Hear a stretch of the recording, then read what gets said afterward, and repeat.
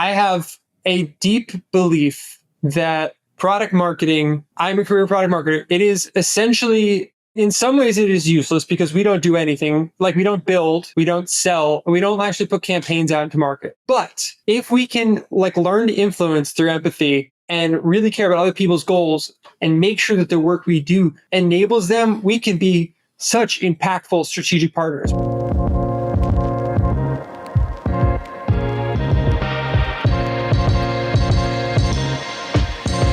I'm here with Drew. Drew is the founder of Buried Wins. What's going on, Drew? Doing great, man. How are you? Good. You came to our event in Austin. I think that's where I first met you. Were you at Drive last year, or was it just Austin? No, I wasn't. I, like a lot of people, followed Dave for a long time, but I wasn't really even aware of Exit 5 until I saw some advertisements for Austin. And I was like, I should check this out. And so I joined Exit 5, I don't know, a few weeks before, the community, a few weeks before you visited Austin. And I was like, I've been missing out. And so I started engaging in the community, and going to the live event was an awesome way to have it come to life for me and kind of jumpstart how I could take advantage of Exit 5 just as a learning tool, as a networking tool, and just as a community for me. Nice. Cool. Awesome. Well, love to see that flywheel in effect. So yeah, tell me a bit about what you're working on right now. Tell me a bit about Buried Wins. Sure. Well, I am a product marketer by trade. I am a competitive intelligence and win-loss agency owner by profession. It's called Buried Wins. And then I guess by passion, I'm a mediocre golfer, avid home cook, lover of music and stuff. And then I live in Austin, Texas with my wife and my two kids. I have a 6-year-old daughter and a 3-year-old son. But Buried Wins is an agency I started after a long time focused on product marketing to help B2B companies win by better understanding their customer. And it's something that I found startups do actually pretty well. And the focus on getting feedback, customer understanding, but there's just kind of gap that emerges as they become bigger B2B growth companies, usually it's the $20 million, $25 million range, when they've got now 10 sellers and a product marketer, and they're just focused on executing. And so there's just a strong need there. And I had bought it before. I had done the work before internally. And I was just excited by where it could go and how people could use it to help their business. Yeah, cool. Yeah, one thing I love about win-loss interviews, just over a standard customer interview, is there's a reason for the chat. Sometimes you do customer research and it's yeah, let's just jump on a chat or a call and I'll ask you some questions for 30 minutes and you'll learn stuff for sure. But after a while, those get a little bit stale. You're kind of hearing the same stuff. But with win-loss, it's there's a specific reason as to why you won the deal, which may get similar over time, and lost the deal. But there's something that's very actionable and it's a fresh cut for a lot of people. So it's really impactful. Totally. And I do think it's misunderstood too, though. And one of the things I mentioned this before we started recording, but I really thought about, there are 3 changes I think that product marketers can make. That's really, I think, what this episode should be good for. Marketing leaders for sure. But the 3 changes they can make, that my dream is that I arrive at Burlington, I get to drive next year, and 5 product marketers come up to me and say, hey, I got promoted because I changed these 3 things. And it changed, this episode kind of changed how I thought about win-loss. And it gave us the tools to improve how we go to market with sales, marketing your product. So I'm excited. I'm hoping that can be what kind of my contribution to the episode, but certainly the community is. Before we get too deep into any of that, though, you're at a company called Pizza Time. And on your LinkedIn, it talks about you did something like 40 plus interviews, and it impacted how you went to market and the campaigns you ran. I'd love to hear, what was that like for you? Pizza Time, funny name for a company, but we were a virtual catering service. And at the time, we were a really small company that kind of blew up during COVID, right? Everyone was doing these virtual meetings and wanted food delivered to them. So we fulfilled that. And there was no product team really. The founder was the builder of the tool, and he just kind of built the software and started selling it. But when I came in, I didn't really know much about who the customer was. Nobody knew in the company. We just knew people bought the thing. So, I was like, hey, I need to sell to these people. There's no onboarding, there's no training. So I need to go learn who they are. So it was literally just a matter of, reaching out to some initial power users and getting interviews with them. But then after that, it was like, how can I set a couple of these meetings up maybe every month? Like I didn't try and overdo it, but it was like maybe every month or every week, can I do like one of these just to keep myself sharp? And, the process was pretty simple. Like after I did the interview, I would just send over some notes like in the Slack channel and just say, hey, like I spoke to this person, they're a head of HR at this company size and they love our tool, but wish it did this, or they, whatever the conversation was. And pretty quickly we started seeing patterns. In this case, it was like people wanted some healthier food options catered, because at the time we just catered pizza, but not everyone wants to eat pizza all the time for lunch. So anyways, that's how that got started. And we ended up launching a product that was, a healthier food option. So it was really that simple. Awesome. Yeah, it makes a big difference. Absolutely. But cool. You said there's 3 changes that you want people to make, or 3 mindset shifts, however you phrased it. So why don't we start breaking those down? So the first one is that executive teams, marketing leaders, like even product marketers, people obsess over losses. Almost everybody I talk to in my business, they're like, you have to tell us, go interview people who we lost, find out why we lost. And sure, that's an ingredient to the recipe, but like it should not be the meal. And I think people like, we know this, right? It just hurts more to lose than it does to win. So we obsess over that. But if I asked you, do you want 100 more of your best customer? Like, do you want to go win a lot more of them? Or do you want to go spend all that time like trying to win back people who didn't choose you because they maybe weren't a good fit? I think 99 out of 100 people in the Exit 5 community would say, oh, let's just get more of the people who like love us. But for some reason, when it comes to win-loss, we get real obsessed with those deals that we lost. Why? And so what I coach people on is, yes, do close loss interviews, but there's a whole world of other things you should consider. So when Buried Wins does research, yes, close loss, close one, just wildly underrated. I think people think, oh, we won them, we can go talk to them at any time. But they're so useful in like identifying who is a good fit. This is like, is your ICP? Why did they pick you? Why do they almost not, right? They probably talk to competitors too. So there's a wealth of information there. What was their criteria of buying? Like what triggered them to start even evaluating people that landed them like with you? And questions like, hey, what concerns do you still have? Like you picked this vendor, but are you nervous about anything? Did the perceptions change at all? How was the sales experience? Like there's so much in close one that you should dig into. So that's the basics, close one and close loss. But you can apply that same stuff to like churn problems and renewal. You should be running win-loss on deals that churned a year later or renewed, or if they downsold, right? So it maybe wasn't a logo churn, but it was a dollar churn. Go figure out why, because that's a massive problem too. And it might be even just leading to future logo churn. So that's a big one. And then my favorite, because it's maybe just the juiciest, is competitive research. And I don't do a secret shopping, and I think it's a fine thing to do. I didn't feel good like running a research agency and be like misrepresenting who I was in order to get the information. And so I just had to get creative because people were asking for it. What we do, and I recommend people do themselves, is we'll go talk to former sellers or former product managers from the competitor. So I'll reach out on LinkedIn, I'll offer compensation for it. And I'll sit with them for 30 minutes or an hour, very direct and upfront, like who I'm calling on behalf of and why I'm here. And like, hey, follow your whatever agreement you made.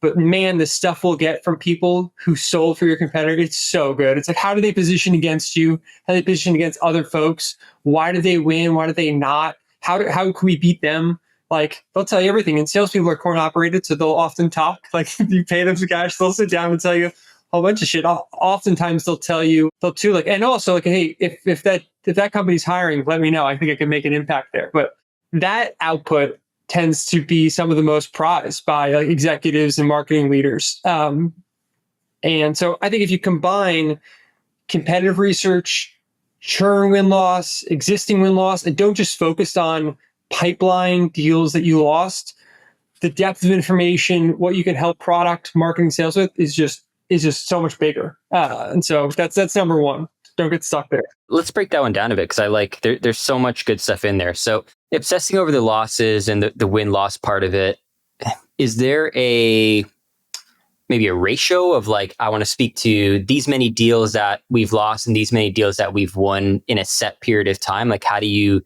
look at that? Well, I think you should be realistic about who's going to talk to you and like at what conversion rate. I get the hardest part about my business is recruitment, like getting people to even just talk with us. And so we're often getting, 20% conversion rate on outbounds to people we're talking to. Sometimes it's lower, depends on the industry and seniority. But I think that a good program just looks back, either back a period of time or forward, and collects all the deals, right? And you should expect, let's just aim for 15% of conversion rate, right? And if you're too picky about like, oh, let's go grab 5 losses and 5 wins, it's like, well, yeah, you might get one conversation, you feel like it's not working, but that's not like really what it's about. It's you do want a good mix of both, but I don't think it's about targeting like one number, a certain number that you need. On the competitive research front, you talked a bit about doing competitive research and combining that with other things, but just like, at a high level or broad stroke, like when you say competitive research, what kind of stuff are you looking at usually? Win-loss is inherently competitive research also, right? You're hearing why people bought from you versus someone else. And so in that lens, you're getting the customer perspective. So layering on the former seller perspective is like how they sold against you. It's a lot about how do you go to market? What are the perceptions of people? And sometimes it's not even the reality, right? There is a company, large company that I was working for through Buried Winds, and they were losing a lot to this competitor that was much smaller. And we found out that the competitor was positioning them as, hey, we're so small, we're so scrappy, we're going to be so dedicated to you. Our customer service will far outshine this like behemoth. They're not going to care about you. The reality is my client had a bigger customer success team than the entire startup of the company who was positioning that against them. Once they knew that, they could be proactive about that messaging and how they could support them. And so competitive research, when I think about it, is how do you engage with the client and put yourself in the best position to win a deal when it is competitive, whether it's the features that matter, the things like customer success example I just gave, pricing and packaging, like know how they're positioning against you so that your team is in the best position to win.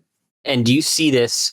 I mean, let's say, you're in a position where you're not as fortunate to have a company like Buried Winds come in and do that stuff for you. Like, is this something that you think just, your average marketer could do? They could hit up some sales reps or former product managers from another company, offer them some compensation. Maybe it's out of the marketing budget, and just run these type of interviews? Yeah, 100%. Like everything I say today can be done internally. I think it ends up just being a size and scale thing, right? Like when you've got enough, actually, as you get bigger, that's when you start hiring it, not because you have more people, like there's just end up being more product launches and more pricing and messaging work to be done. And for some reason, win-loss everywhere I've been falls kind of to the bottom of the priority list. Like we always know we should be doing it. And for some reason, it sinks low. The startups are born out of this, like, oh, we talk to the customer. We are the customer. We've got to be there. But as you add all these functions, it becomes about execution, right? Oh, we figured it out. We have some product market fit. Let's go execute against it. And in marketing, that's like, okay, we've got to run digital campaigns. We got to improve our branding. We've got to get the website right. What are our conversion rates? Well, enough time goes by, and it be a year, and all of a sudden you haven't talked to the customer in a while, and the expectations are potentially different. Your competitors that you're facing are potentially different. And so your question was, can you do this at home? Like, yes, you should be doing this at home. If you do nothing at all, go interview close-won deals. It's going to be the easiest for you to do. They're the most receptive. And go talk to a former seller from your competitor. It's going to that is maybe the number one thing that will go get you promoted. When you present that report to your executive team on how people are trying to beat you and give you the tools to make that stop and actually jump ahead of them, it's awesome. I think at some point in this chat, it'd be great to just kind of go over how you would run one of these interviews. I don't know if you have that coming up in your plan, but so many people know they should do it. I don't think a lot of people know how to do it. You're a pro, so why don't you walk us through how you run those interviews? So when I think about a generalized win-loss interview, I think about the buying journey. And I try to walk them through kind of all the steps of the buying journey in a pretty casual way. We'll interview internal stakeholders, and I highly recommend you do that from the start. The first step in going to run this interview is developing your question set. And in order to develop that question set, you could do it internally with what you think is right, but you should really go interview the head of product, the head of sales, the head of marketing, and figure out what are their goals, what are their assumptions, and that will give you a research output that is much more tied to what they want to accomplish, the revenue goals for the company. So the output becomes better because the questions are better. The other piece of that is just buy-in. If you present a head of product or sales advice at the end, they're going to be like, hell no. They're defensive, and you're like, who are you to be doing this? If you come to them and say, I want to help support your goals, I'm going to do this research with customers, how can I help you? It goes so much better. So first step, figure out the questions you're going to ask. When I go through it, generally the timeline is what even triggered an evaluation is the first question. Why did you even talk to my client? Okay, great. When you started evaluating different vendors, what were the criteria you used? And so they'll talk through the criteria. Sometimes they'll talk about, a spreadsheet they built and in comparison, and you can ask them oh, can you show that to me? And the greatest interviews is when they'll just screen share and they'll show you the matrix they built. So that's great. So what triggered it? What was the criteria they used to buy? Then strengths and weaknesses of your pitch. I'll say that as you go through these questions, really remember that they are a guide. I probably use the questions for 60 to 70% of the time, but what you're really looking for are red flags, growth opportunities in that conversation. So you deep dive when you can sense that they want to say something, there was a problem here or something they loved. Don't get stuck in your questions. So you're going through why they bought, what they were looking for, how they compared them to the competitor. And then certainly don't forget to ask about the sales process itself, right? Because they'll tell you maybe a lot about the companies, the differences, but it's really good to know, hey, what did some of the competitive vendor do well? And I've heard, hey, they brought the head of product to the sales conversation as well as the sales consultant and the seller and made it feel like a great enterprise deal. You brought a kind of one junior seller, and it really made you feel kind of inferior in that sales process, even though the products seem equivalent. And then there's a couple questions that are my go-to ending questions. So you'll interview your team, you'll go through the buying journey, but here are some nuggets to go steal. One of my favorites is, hey, if you were head of product or the CEO of my company, what would you do to better serve people like yourself? How do you build a company that serves Matt at Exit 5?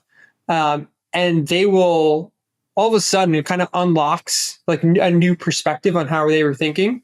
It should feel like a casual discussion where you're really looking at threads to pull. You're not trying to fill boxes to the questions you have. You're looking for those kind of gems to bring back that could change your business.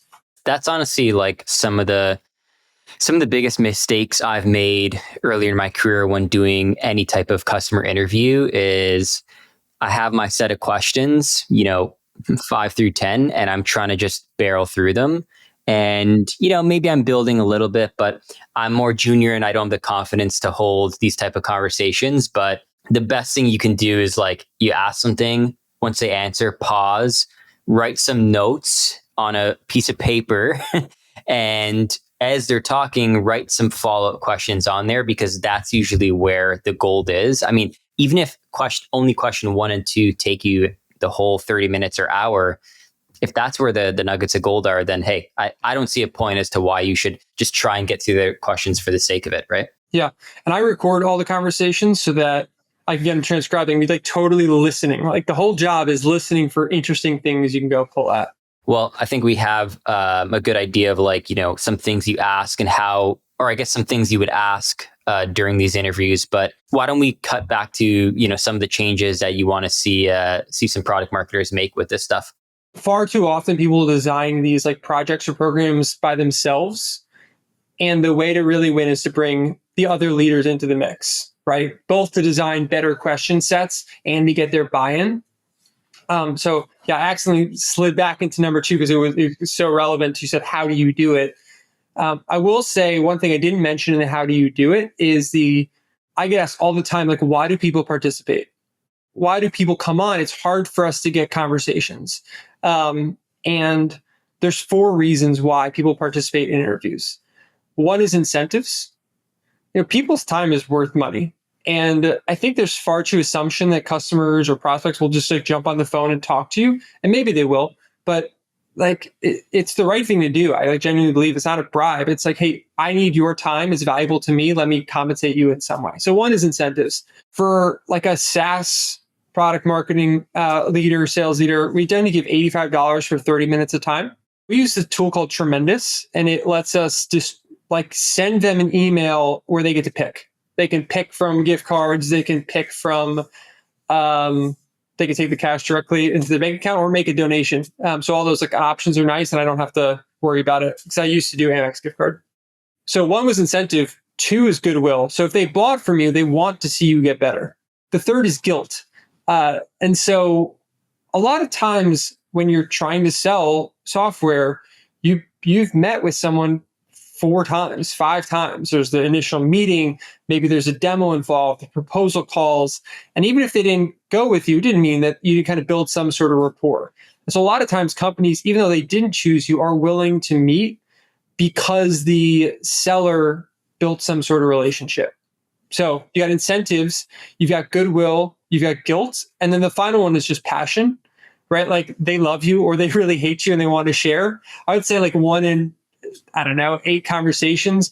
You say hello, you introduce what you're doing and get your permissions. And then all of a sudden you're like, it's so obvious they want to tell you something that you're like, hey, I have some questions, but like, so what's on your mind? And they will go hard and in one direction, positive or negative. So those are the 4 reasons why people do it. And I think if you keep that in mind and incentivize them, you'll get a higher rate. And then don't forget, it's like any sales motion. We get over 50% of our acceptances come after the first email, right? In a cadence, the second, third, or fourth note. And so often it's like this side project from a product marketer. They'll ask somebody for an interview. They won't offer any incentive and they don't do any follow-up. And it's like, if you ever try to guide a SDR to get a business meeting that way, you'd be like, you're barely touching the job. So, but I understand the resource constraints, but I think that's why a lot of programs just never get off the ground. From a timeline perspective, how long after the closed won or closed lost are you sending out that sequence of emails? And what does the sequence timing look like? Well, the sooner you send it, the better. For win-loss interviews, you are trying to learn about their buying experience. People conflate win-loss with like product research, and that's okay. But if you do win-loss at like renewal time, that's when you learn a whole lot about their usage. But the sooner you send it after the buying experience, the better. We tried so many different ways to be successful in recruitment. And actually the number one way we have it be successful with acceptance rates is we actually have it sent on behalf of the account executive. So usually RevOps will do it. You don't want to give the sales team's time is like a golden treasure that we are not allowed to touch. But if you can send it from the account rep, they've got the relationship. It gets into their inbox. They make the introduction. It's just more likely to be successful. You asked about cadence. We'll send, the first email will get sent by the account exec, and then, you do it internally, or we will follow up maybe 3 or 4 business days later. Just say, hey, we sent this first note. We'd still really love to talk to you. And then the other 2 cadences actually have a kind of a change in tone. One of is an increase in incentive, right? It's like, hey, we offered you $85. We really care. And we really want to know, here's $105 if you could just spend 30 minutes with us. And then like the magic email that we worked really hard on is an email that says, hey, Matt, we reached out. Should we mark you as not interested in the interview? We don't want to bug you anymore. And that actually gets a bunch of people to pop up who are like generally interested, but they didn't want to jump in at the time, but don't want to be taken off the list. They were like compelled enough to do it. They kept reading the email. So there's that like, hey, should we mark you as not interested email? So we generally do like 4 emails. And then, if we need more interviews, we need to hit quota, we use LinkedIn, like direct messages. And and then we'll make phone calls if we need to. And that is the lowest rate, but you'll get interviews that way too.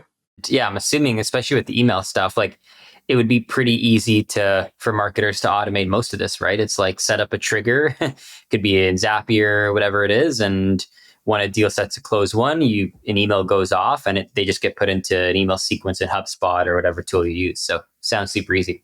Yeah, it's not different than prospecting a new deal, right? Or trying to get an MQL. The difference is just getting them to show up to the meeting is the win. You know, you have to then sell them. Like that's the gold, is having that conversation. And you said about 30 minutes of time is what you ask for, right? That's the standard. We'll do these things called VIP interviews where if there's like a really important customer they wish they had 100 more of, we'll go do an hour with them.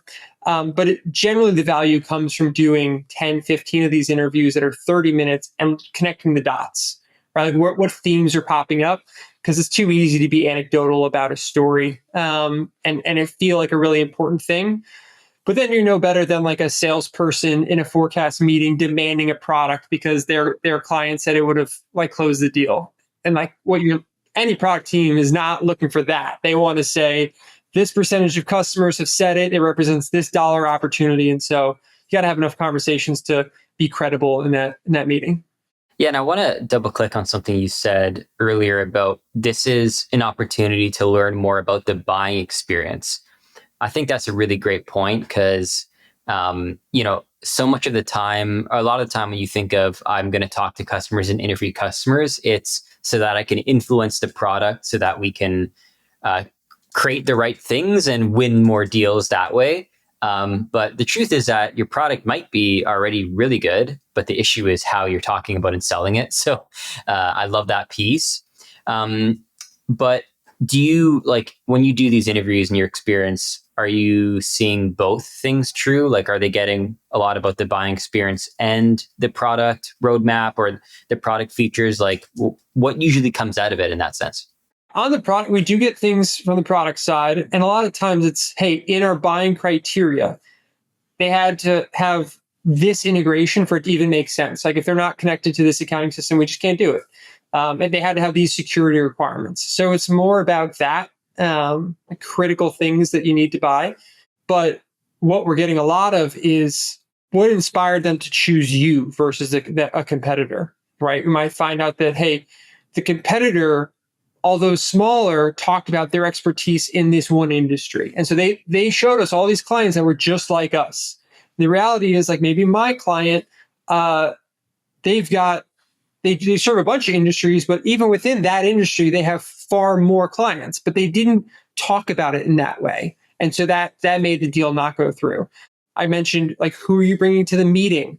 Sometimes it's about how are you demoing, or even just like the engagement of the sales team, how responsive is the sales team?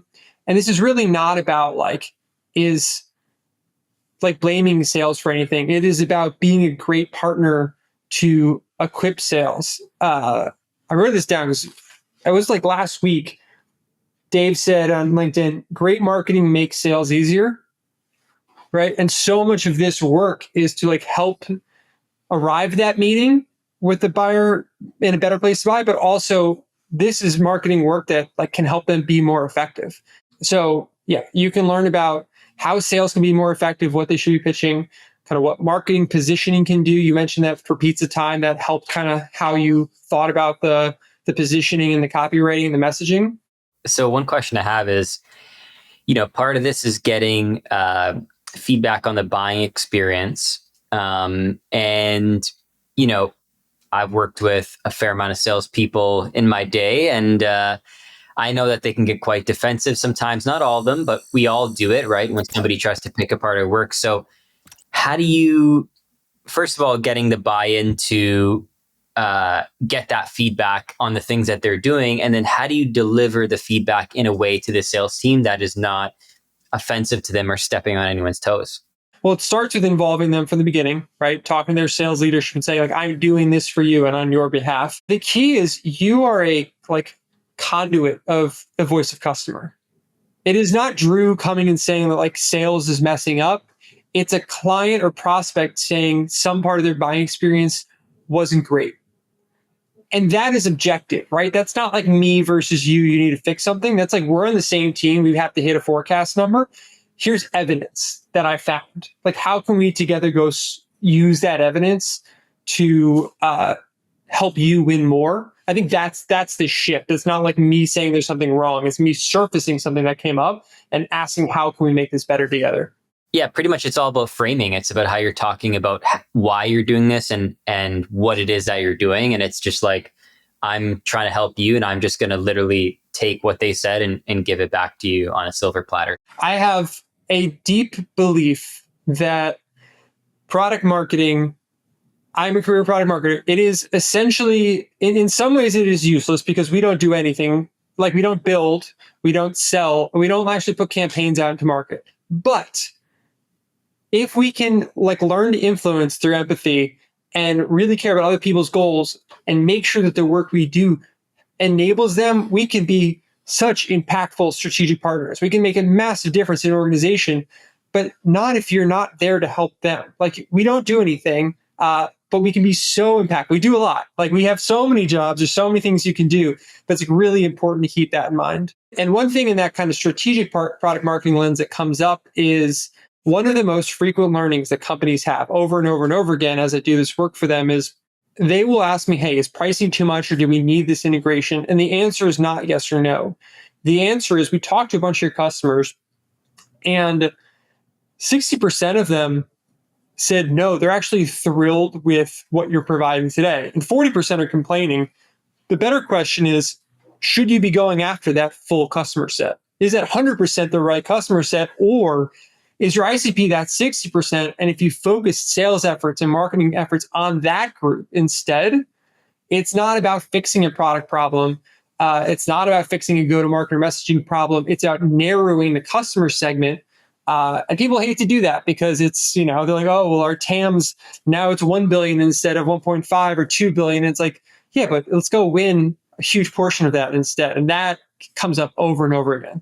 That's such a great point. I love that one so much. And I see it even here at Exit 5, like, certain customers will give feedback about our community or about something. And, I take all feedback seriously, obviously. But for sometimes it's like, this is not the person we're building this product or community for. So as much as we want you to be happy, and obviously we'd love for you to pay us, but if it's not the right product for you, then you probably shouldn't use it. And we're just going to continue building for that one or whatever that persona group is. So I think that's such a good one. And I've been at companies before where the CEO's like, we got to do win-loss interviews. I want to know why we're losing deals. And a lot of the time, if you look at the people that we're losing, it's people that we were never going to win from the start. Like they just weren't the right people in our funnel. We're just so desperate for sales that we were talking to them. But the focus was just wrong up front. So I think that's an awesome point. Well, and I'll give like a really tactical, like here's how to go start in a little bit. But one of the keys here, and whether I'll tell you for starting quickly or however you're doing it, is far too many people start a win-loss program and just apply it to their whole business, like all the customers. And the more focused you get, even within your own customer set, the more powerful the results, because you can connect more dots. Right? We talked about the amount. When I say 10 to 15 interviews to start connecting dots, that's like within your fintech mid-market segment. It is not SMB, mid-market enterprise in your like health and beauty and fintech.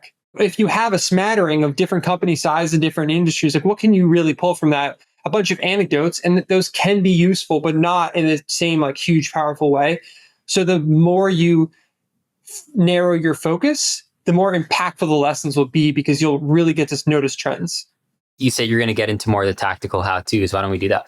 And with how win-loss should look and then how to go do it. So the third point that's really critical is you have this conversation. Now you've got a transcript. It seems obvious, but far too many internal teams or vendors will do one of two things. Give you pass on a transcript with a highlight, or give you kind of a dashboard where you've got a bunch of themes.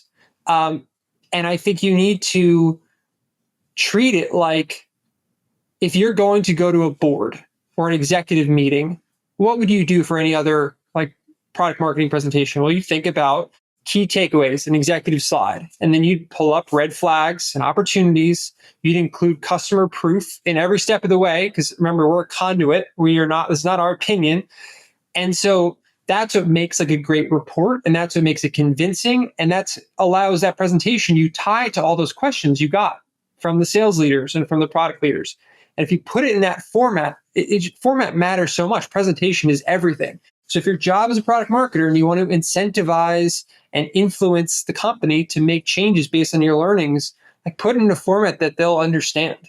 Build it into customer stories that the sales team can use to go win deals. Like understand how product operates in their case. It's not only format, the other piece is timing. So you're going to have so much more success if you're planning win-loss around your quarterly business reviews, around your sales kickoffs, around your board meetings. So we try really hard when we meet with a client to say, hey, I know you want to start this program monthly, or I know you want to do this 12-week project, but what internally is coming up? If you've got something in like 9 weeks, maybe we should focus all the scope around getting you to that, because decisions are made there. Anything that happens after is going to be like useless. And like my biggest nightmare as just a product marketer, and certainly in Buried Wins, is just the work gets put on the shelf. You get stuck in Confluence or Google Drive, and it's like, well, that was a bunch of time wasted. You got to put this stuff to use, and format and timing is the biggest way to do it. The point about the conduit. So at what point are you adding some opinion in there, right? Because you obviously want to translate information back to the company and not make it seem like this is just my opinion. It's what people said, but they probably, or maybe not, but I'm assuming they probably would want the product marketer to have some ideas as to like, here's where I think we're going wrong. Here's some potential fixes. I want to open up the floor for discussion, but here's where I'm thinking. So how does a product marketer balance that? Should they, or should they just simply relay? Both. You should not do interpretations before you bring the draft around to that same core group. So before you present it to the executive team and the board, bring it to the sales leader, share what you heard, use her context to then start to form recommendations. Meet with product and do the same thing. When Buried Wins works with the company externally, we'll do the same thing with our core team. We'll present, hey, here are the 10 things we learned. And they'll tell us, hey, 1, 2, 5, and 8. Those are critical. They're really important because of this. And like, let's form a recommendation together. Items 5 and 9, like actually not great. They're like hot topics. We tried that already, like remove those. And you're doing the same thing as an internal vendor of win-loss. You're meeting with different people. You're starting to form your hypothesis. And that way, when you go to that meeting and you make those recommendations, you're both conduit of customer voice, but the recommendation are coming with some backing. It's not something to get defensive about. It's something that they're inspired to go change. And so it's just about starting with the core meeting, testing some hypotheses, and then making recommendations once you have better context. I assume this comes down to how the company works itself and the culture, but are you doing all these meetings like virtually, or are you doing it async? Because I could see a world where, it's great that you're setting up this program, but now you've added like so many more calls into everyone's calendar, especially if it's this cross collaborative process. So how do you run it? Do you have an opinion as to how that goes? I think it's got to be done live, but I don't think it has to be that many meetings. Like, you get 20 minutes with the head of product and sales. If you're going to invest a whole bunch of time and resources to go do this, like just make sure you're asking questions that's going to lead to impact. And then, get on the calendar of the standing meeting to present the information. And when it comes to, I don't know if you're asking this, but when it comes to interviews of your customers, just like you're doing interviewing internally, so much is the follow-up question. Like so important, and so much value comes from what happens when you hear something intriguing and you pull on that thread, and you lose that asynchronously. So help them understand why it's important, try to limit the time you're going to take from them, but live lets you dig deeper and understand things you would absolutely just not get async. If you want to hear what I think people should go do like tomorrow. So 2025, you got your marketing, your sales kickoff, like how do we support this or what comes out of it? Most people think of win-loss as a program, like something you have to start and do month to month, and it becomes like a whole big thing.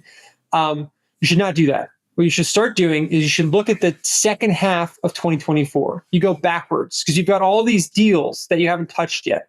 Wins, losses, renewals. So that's the first thing. You got a bigger pie. And then you run a like 6-week sprint and you invite a bunch of those to conversations. And it is just such a better bang for your buck and time and resources to go backwards first.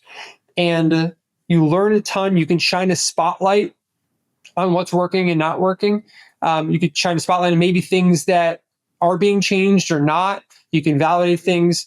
It also kind of lets you get buy-in for the program going forward. If this is something you do want for your organization, doing a 6-week pilot with a limited scope and timeline, like you're going to get that approved a lot more easily. And so, yeah, start by going backwards. It kind of just proves out the value of the program. And so I really recommend stay focused. If there's a customer you're trying to go win next year, move into a new market, or there's a big product thesis and investment, pick one thing that you want to go solve for, right? Really learn a customer segment that is going to make a huge impact on the business. Go back 2 quarters, pull deals that look like that, set up a bunch of interviews over 2 weeks, 30-minute sessions, and then come out with a report that has a not just focus on losses, right? Close won, close loss, competitive stuff that involves your company in a broad way. And that is in a format and timing that's like effective because it's the beginning of the year. And I think you're going to see just awesome results. I think it's important, to stay focused, like you said. It's something I mentioned in the beginning, but you could always jump on calls with customers and just ask them stuff, and you will get insights. Like you'll get a lot of good insights.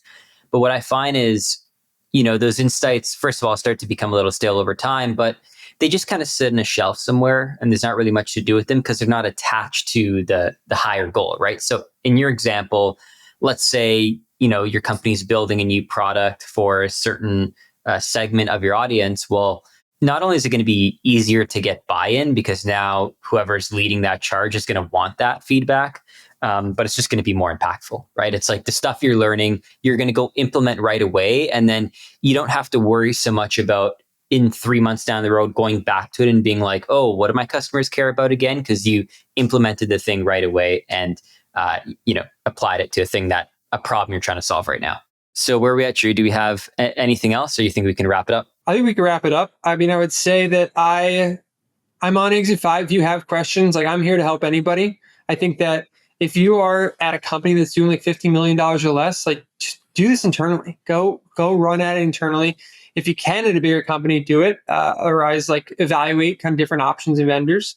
But yeah, hit me up. I would love to help the community with like any questions specific to your company or on LinkedIn. Love to connect with anybody from E5 there. Good luck with it. I really hope to be in Burlington. I hope to see you at Drive, and I hope that you tell me that you got promoted because you learned something in this process, talking to a competitor, talking to a buyer that like changed the way you sold, and it made a huge impact. Then I guess finally, if anybody's interested, we went back and forth. I have this new director of operations. He's incredible. We're running these like a single win-loss reports, and only for Eve. We're kind of finished that in December, but I decided for the interview with you, like only E5 members. If you reach out, E5 members within like a couple of weeks of the interview going live, I'll do like one win-loss report for you if you're like in a bigger B2B company. But this is a pleasure. I was so excited about this and talking to you, and I really hope, that it was helpful.